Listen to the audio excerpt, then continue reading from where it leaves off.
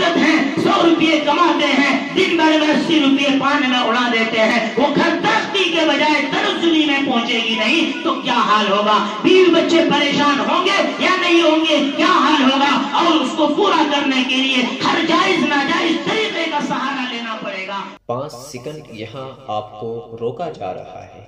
ناظرین، اگر آپ میں سے کوئی اپنی اور اپنے عزیزوں کی زندگی کو روشن اور تابناک دیکھنا چاہتا ہے، اپنے اور اپنے چاہنے والوں کی آخرت کے تئیں فکر مند ہے، تو انہیں ہمارا چینل زندگی بناؤ کو ضرور سننا اور اپنوں کو سنانا چاہیے۔ بیان جاری۔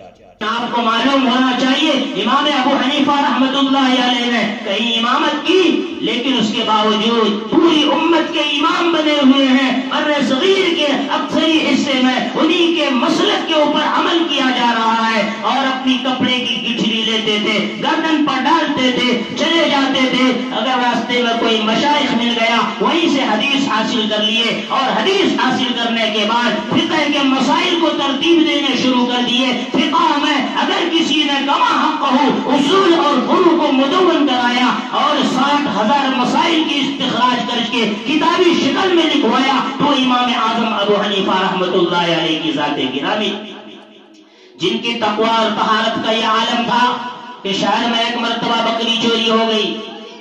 انہوں نے مسئلہ پوچھا ماہرین جانور سے کہ بکری کتنے سال زندہ رہتی ہے؟ تو فرمایا عموماً 7 سال۔ 7 سال بازار کے گوشت کھانے ہی چھوڑ دیے، کہیں وہ چوری شدہ بکری کو ذبح کر دیا گیا ہو اور وہ مال مجھے نہ مل چکا ہو۔ جو آباء اجداد ایسے ہوں گے ان کے نام لیوا کیسے ہونے چاہیے، اسی سے قیاس کیجئے۔ میرے دوستوں، میرے بزرگوں، یہ امام اعظم ابو حنیفہ رحمۃ اللہ علیہ کا تقوی اور پرہیزگاری کا عالم تھا۔ ایک مرتبہ جا رہے تھے، ایک آدمی کے اوپر قرضہ تھا، آپ نے اس کے دیوار کے سائے میں کھڑے ہو کر سایہ لینا قبول نہ کیا، فرمایا یہ سود ہو جائے گا۔ کتاب البیوع امام اعظم ابو حنیفہ رحمۃ اللہ علیہ نے یہ مرتب جو کرائے ہیں، اس کتاب کو امام محمد رحمۃ اللہ علیہ نے جامع صغیر کے ذریعے سے امت کے درمیان پھیلا دیا۔ ایک یہودی کھڑا ہوا اور کہا ھذا کتاب محمد الصغیر، یہ چھوٹے محمد کی لکھی ہوئی چھوٹی جامع صغیر ہے، بتا بڑے محمد عربی صلی اللہ علیہ وسلم پر جو قرآن نازل ہوا اس کا کیا معجزہ ہوگا اور اس نے کیسے لوگوں کے دلوں میں انقلاب برپا کیا ہوگا۔ میرے دوستوں، میرے بزرگوں، کلمہ پڑھا مسلمان ہو گیا۔ امام محمد رحمۃ اللہ علیہ سے کسی نے پوچھا کہ بتا آپ نے زہد کے بارے میں کوئی کتاب نہیں لکھی، ترغیب و ترہیب کے بارے میں کوئی کتاب نہیں لکھی؟ فرمایا میں نے فقہ میں کتاب البیوع خرید و فروخت کے مسائل کو لکھ کر امت کے سامنے رکھ دیا ہے تاکہ وہ سود سے بچ جائے، حلال کمائی کر لے، ان کی زندگی میں حلال اثرات پیدا ہو جائیں گے، جو تقوی پرہیزگاری کا سب سے اعلیٰ معیار۔ میرے دوستوں، میرے بزرگوں، ہم آپ انہی بزرگان دین کے نام لیوا، انہی کے مسلک کے متبع ہیں۔ کیا وجہ ہے؟ ان لوگوں نے دن رات ایک کر دیے، راتوں کی نیندوں کو حرام کر دی، یبکون ویزیدہم خشوعا، ان کی زندگی کا حال بنا ہوا تھا راتوں کو بستروں سے الگ تھلگ اللہ کے سامنے کھڑے ہو کر نفل میں، مسائل کے استخراجات میں، ایک دوسرے کے تعاون کرنے میں وہ اپنے اوقات کو گزارا کرتے تھے کہ کوئی اگر بھوکا اور بھولا مسئلے کا علم نہ رکھنے والا اس کو ضرورت ہوئی رات میں کہاں جائے گا؟ اگر امام محمد دروازہ بند کر لے تو ان کو تو رات بھر ایسے ہی بے مسائل زندگی گزارنے پڑیں گے، لہذا وہ رات بھر نہیں سوتے تھے، جب بھی آئے سائل آ کر اپنے ضرورت کے مسائل پوچھ کر ان سے چلے جائے۔ امام ابو حنیفہ رحمۃ اللہ علیہ کے مسلک کے مدون کرنے والے صاحب ہدایہ 13 سال تک ہدایہ لکھنے کی صورت میں روزہ رکھا اور صرف عیدین میں افطار فرمایا کرتے تھے، گھر والوں کو بھی اس کا پتہ نہیں چلتا تھا کہ حضرت روزہ سے رہتے ہیں، دن بھر ہدایہ لکھنے میں مشغول رہتے تھے، 80 جلدوں سے 4 جلدوں میں کاٹ چھانٹ کر ایسا مدون کیا کہ اصول اور فروع سارے مسائل کو انہوں نے استنباط کر کے موت سے پیدائش سے لے کر موت تک کے مسائل کو اس میں جمع فرما دیا۔ یہ ہمارے اکابرین، ہمیں روزہ سے پڑن ہوتی ہے، فکر ہوتی ہے۔ بہت سے نوجوان رمضان المبارک کے دنوں میں سگریٹ نوشی کرتے ہوئے نظر آتے، پان کھاتے ہوئے نظر آتے۔ ارے کم سے کم روزہ نہیں رکھ سکتے، اتنی تمہارے اندر صلاحیت نہیں تو دنوں میں چھپ کے تو کر لیا کرو، اتنا بھی نہیں ہو سکتا ہے؟ ایمان تمہارا اتنا متزلزل ہو چکا ہے، ڈگمگا چکا ہے، تو یہ ایمان تمہیں کس لائن پر لا کر کھڑے گا؟ تمہیں اس کا افسوس ہے؟ کبھی افسوس نہیں ہوگا، اس لیے کہ تم نے شیطانوں کے ماحولوں میں زندگی گزارنی شروع کی۔ میرے دوستوں، میرے بزرگوں، میں نے آیت کریمہ میں سے چند آیتیں آپ حضرات کے سامنے رکھی ہیں۔ پہلی جو آیت رکھی تھی، انہی سب بیماریوں کی طرف ہمیں آپ کو جھنجھوڑ کر، ہمیں آپ کو اندر سے ایمان والا بنانے کی کوشش کر رہا ہے۔ پہلی آیت جو میں لی ہے اس میں اللہ تعالیٰ فرماتے ہیں انما الخمر والمیسر والانصاب والازلام، یہ شراب ہے، جوئے ہیں، پھانسے کے تیر ہیں۔ زمانے جاہلیت میں گوشت تقسیم ہوتا تھا، حصے کر دیے جاتے تھے، حصے کرنے کے بعد تیر پھینکا جاتا تھا، کسی میں نام ہاں لکھا رہتا تھا، کسی میں لا نام لکھا رہتا، نہیں نام لکھا رہتا تھا۔ اب اس کو تیر کو پھینکتے تھے، چلاتے تھے، دوڑاتے تھے، اس میں سے ایک تیر نکالتے تھے، پھر اس کو پھینکتے تھے۔ اس میں اگر ہاں لکھا ہوتا تو اس کا حصہ ہوتا، لا لکھا ہوتا تو اس کا حصہ ہونے کے باوجود اس کا حصہ نہیں سمجھا جاتا تھا۔ اس کو قرآن نے ازلام کہا۔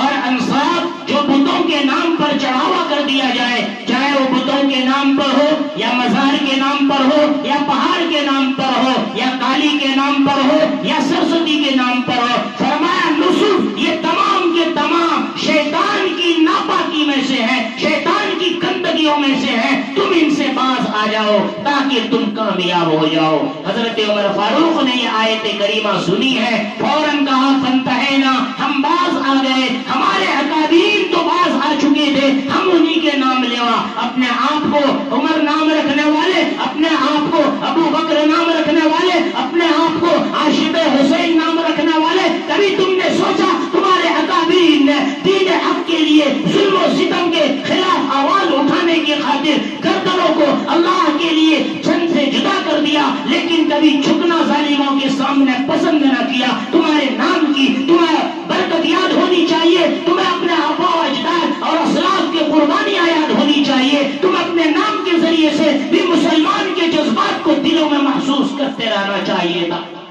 کسی کا نام ابو بکر ہے، کسی کا نام عمر ہے، کسی کا نام علی ہے، کسی کا نام خواجہ ہے، کسی کا نام غوث ہے۔ کام کیا ہے؟ شیطانوں والا کام ہو رہا ہے۔ شراب پی رہے ہیں، دارو پی رہے ہیں، تاڑی پی رہے ہیں، اور وہ آپس میں ایک دوسرے کے ساتھ گالی گلوچ کر رہے ہیں۔ میرے دوستوں، میرے بزرگوں، اگر اسی کا نام مسلمان ہے، اسی کا نام ایمان ہے، تو قرآن کریم کی آیتوں کو پڑھنے کی ضرورت ہے۔ تب بتائے گا قرآن کس چیز کا نام ایمان ہے، کس چیز کا نام اعمال ہے، اعمال ایمانی کیا ہے، وہ آپ کو قرآن مقدس سے معلوم ہوگا۔ اسی لیے اللہ نے فرمایا لقد انزلنا الیکم کتابا فیہ ذکرکم افلا تعقلون، ہم نے تمہاری طرف ایک کتاب نازل فرمائی ہے، اس میں تمہارا زندگی کا تذکرہ موجود ہے۔ قرآن پڑھو، زندگی کو، زندگی کے اعمال کو اس سے ملانے کی کوشش کرو، کہیں اس کے مطابق ہمارے اعمال ہیں یا مخالف ہے، مخالف ہے چھوڑ دو،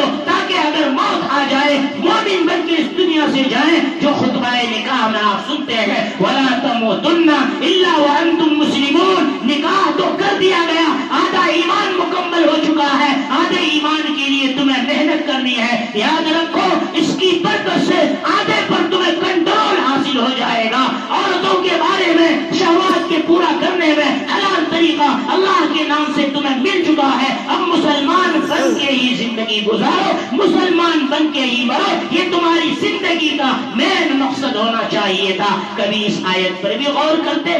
نکاح ہوتا ہے، 4 آدمی جا کے نکاح پڑھا دیتے، نبی نے فرمایا نکاح کا اعلان کرو، چاہے دف کے ذریعے سے کیوں نہ ہو۔ انہوں نے دف تو چھوڑا دیا، لیکن گانے باجے کو نکاح کے اعلان کے لیے خیروں کا طریقہ اپنا لیا۔ میرے دوستوں، میرے بزرگوں، ہمارے نبی نے فرمایا مجھے دنیا میں اسی لیے بھیجا گیا ہے کہ گانے بجانے کو ختم کر دوں، معازف کو ختم کر دوں، گانے والی عورتوں کو ختم کر دوں، اور دین محمدیہ کو کما حق و فروغ ہو جائے، اس کی پہل کر سکوں۔ مجھے معلم بنا کر اسی لیے بھیجا گیا کہ میں مکارم اخلاق سکھاؤں، فضول خرچی سے بچاؤں، اسراف سے بچاؤں۔ فضول خرچی کیا ہے میرے دوستو؟ فضول خرچی پان کھانا ہے، فضول خرچی چائے پینا ہے۔ چائے نہیں پیئیں گے تب بھی آپ کا پیٹ بھر جاتا ہے، کھانا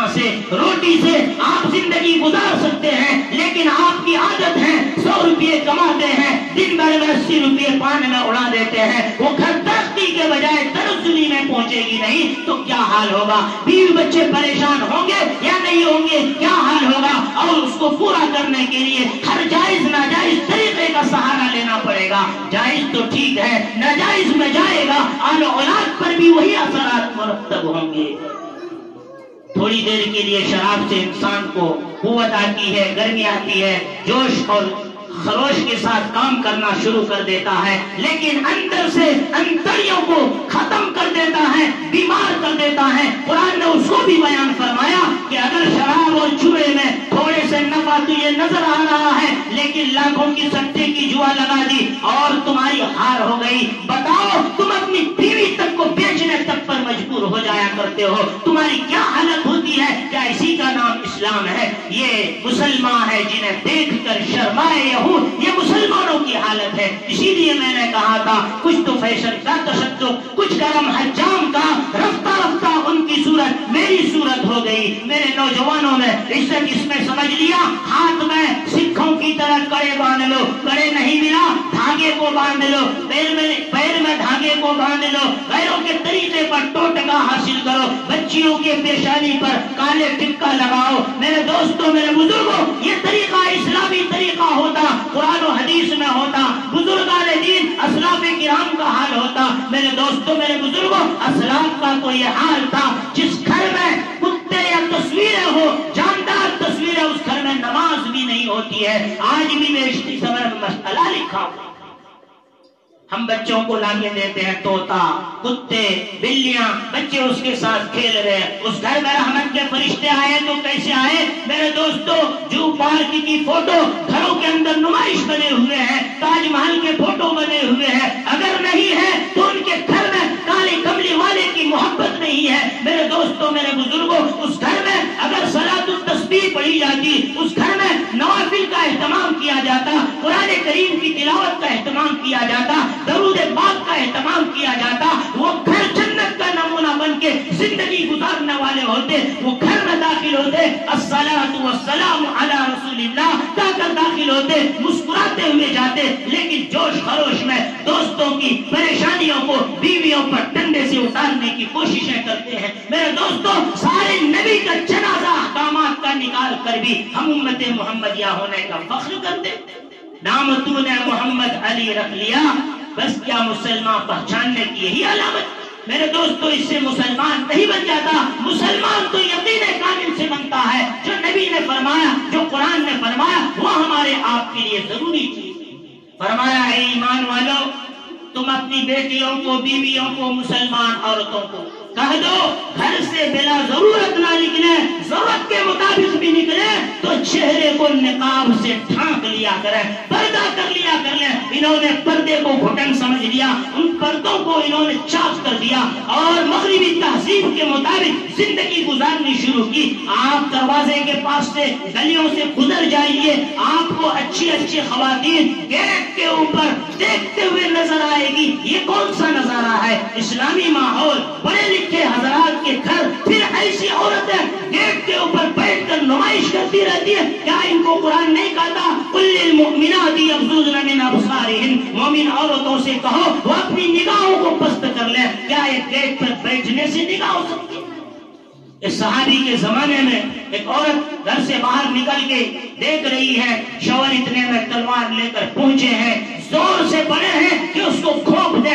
बीवी कहती है रुक जाइए, अल्लाह के लिए मुझे ना मारिए। उनकी गैरत बर्दाश्त नहीं कर सकी, इसलिए बीवी पर तलवार उठा लिए। अंदर जाकर देखो, बहुत बड़ा अजदहा है, मजबूरन में घर से बाहर निकल चुकी हो। हाँ, घर में आग लग गई है, अजदहा आ गया है, मजबूर है तो औरत निकल जाए, गुंजाइश है, लेकिन इसके बगैर तो सहाबाए किराम के इन इरशादात से नहीं समझ में आ सकती है। तो देखा तो वहां पर बहुत बड़ा अजदहा है, नेज़े से उसने वार किया, नेज़ा चुप गया, इतने में उस सांप ने पलट कर वार किया और ان کا انتقال ہو گیا۔ میرے دوستوں، میرے بزرگوں، ابھی جنگ سے آئے ہیں، ایک اژدہا نے ڈس لیا، موت ہو گئی، لیکن وہ موت سے ڈرے نہیں۔ ایسے صحابہ کرام کی زندگی ہوا کرتی تھی، مجاہدانہ زندگی گزارتے تھے، اکیلے اژدہا کو مارنے کے لیے تیار تھے۔ آج ہمارے گھروں میں سانپ نکل آئے تو ہم گھر سے باہر ہو جاتے ہیں، چلاتے ہیں اور کہتے ہیں ارے بھائی آؤ کوئی سانپ کو مارو، اتنی بزدلی۔ نبی نے فرمایا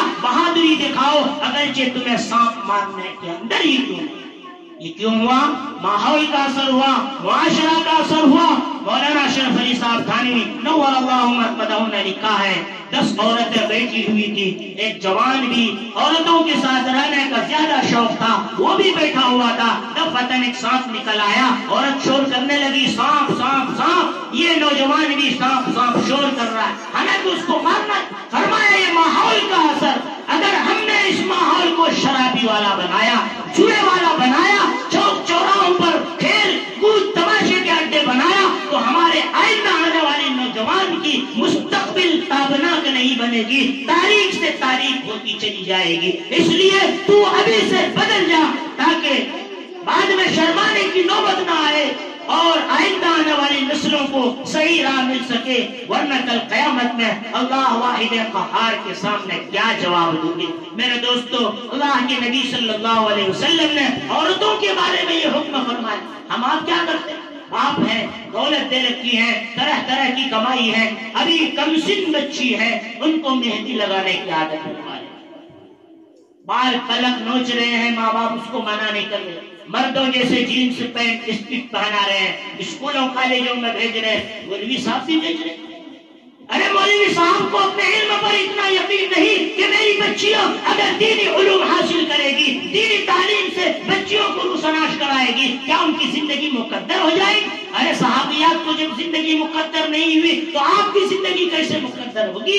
مولانا منظور نعمانی رحمت اللہ علیہ خواجہ سراغ زندگی ایک کتاب ہے، نقل فرماتے ہیں کوئی اخلاص کے ساتھ آل و اولاد کو دینی علوم پڑھا کر کو دیکھے تو اللہ تعالیٰ اسے ضائع نہیں ہونے دے گا۔ تو میرے دوستوں، میرے بزرگوں، کٹہری میں ابوالکلام صاحب ہے، کلام صاحب کی بچیاں دینی تعلیم دلائے، پڑھائے لکھائے، ایک انجینئر گھرانے میں شادی ہوئی، بسکٹ فیکٹری کے مالک منگیر میں، یہ آپ کے سامنے، حالانکہ ان کی حیثیت اتنی نہیں ہے کہ اتنے بڑے گھرانے میں کر سکے، لیکن چونکہ علمی اعتبار سے اللہ نے نوازا، دونوں بچیوں کو اللہ تعالیٰ نے اچھے سے اچھا رشتہ دیا۔ ہمارے مولانا صاحب بتا رہے تھے کہ بڑے اچھے گھرانے میں گئی، بڑے دیندار گھرانے، صوم و صلات کے پابند اور حاجی، تو بہرحال یہ سارا معاملہ ہوتا ہے، پڑھے لکھے حضرات بھی اس پر توجہ نہیں دیتے۔ اور آپ کو معلوم ہونا چاہیے عورتوں کو شوہر کو راضی کرنے کے لیے زیب و زینت کرنا واجب، لیکن ان نوجوان بچیوں کو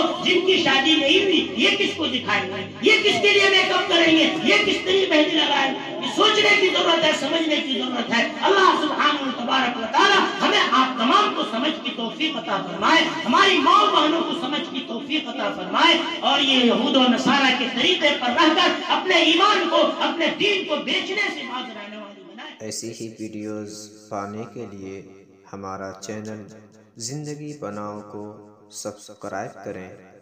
ایسی ہی ویڈیوز پانے کے لیے ہمارا چینل زندگی بناؤ کو سبسکرائب کریں۔